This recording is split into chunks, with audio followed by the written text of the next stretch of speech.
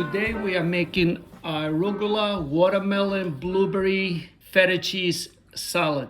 The ingredients we're going to use: 2 handfuls of arugula, 2 cups of sliced watermelon, 1 cup of blueberries, 1 cup of feta cheese, a half a cup of avocado oil, and sprinkle some mint and 2 limes, and give it a nice toast, and you have a beautiful summer salad to enjoy.